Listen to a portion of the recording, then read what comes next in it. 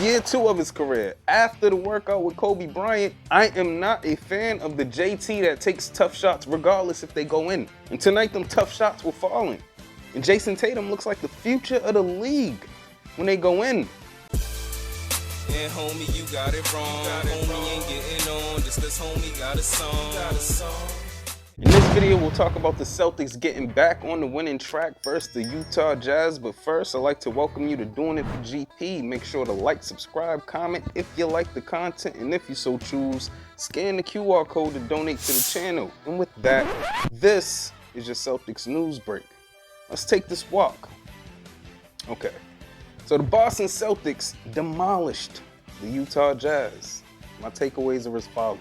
It's not like the Jazz came out lethargic, uninterested, not playing hard, etc. They were playing hard. They just weren't good enough.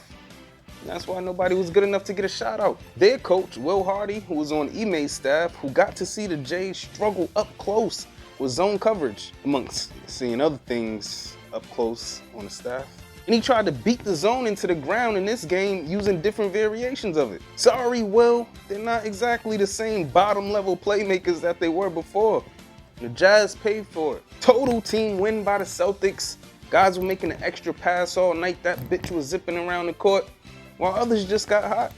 Namely Jason Tatum. Since year 2 of his career, after the workout with Kobe Bryant, I am not a fan of the JT that takes tough shots regardless if they go in. And tonight them tough shots were falling. And Jason Tatum looks like the future of the league when they go in. But also he looks very, very subpar and overrated when they don't. Why? Because then it becomes clear that there are better shots from better spots on the floor that with Jason Tatum's attributes and skill that he should be taking, especially since he now gets the superstar whistle. But even saying all that, he led the way. He was the player of the game. 39-5 on just 6 of 12 shooting. Yes, 6 of 12 is hot for JT. And he went 13 of 14 from the line. Next up, KP, 19-5-2. And look, I no longer talk about the boards with KP because just watching the games, I'm starting to notice that the wings are starting to steal some of them ships from him in favor of walking the ball up. And look, KP may be a lock as an all-star because, to be honest, there's no other big in the East besides Joel Embiid that's been as dominant as him and has been as big of a mismatch as he's been this season. The other new guy, Drew Holiday, def gets a shout out this game because, no bullshit, he looks like he's still trying to find his place, but he's still contributing to wins.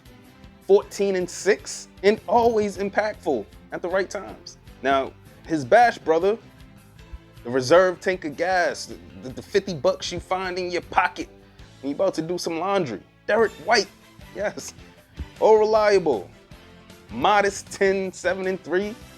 But look, the game was over after the first quarter, and that was done by playing a complete team game. Nobody really had to end up with big numbers, of course, unless they forced the issue. And after the subpar game from Jaylen Brown, it was good that he didn't come in trying to force the issue, trying to prove that he was a way better player than that, battling all the critics who were casuals.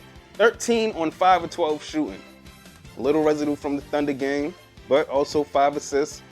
He looked perfectly content passing up shots because the offense was rolling, except for that Tommy Heinsohn little hook shot special. What the was that?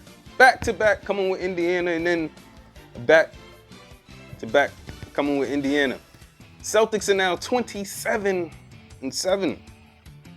Till next time. Just trying to follow up, motivated by more than getting hoes to swallow. Merely getting in the game is just not enough. You'll see me coming down the lane when it's not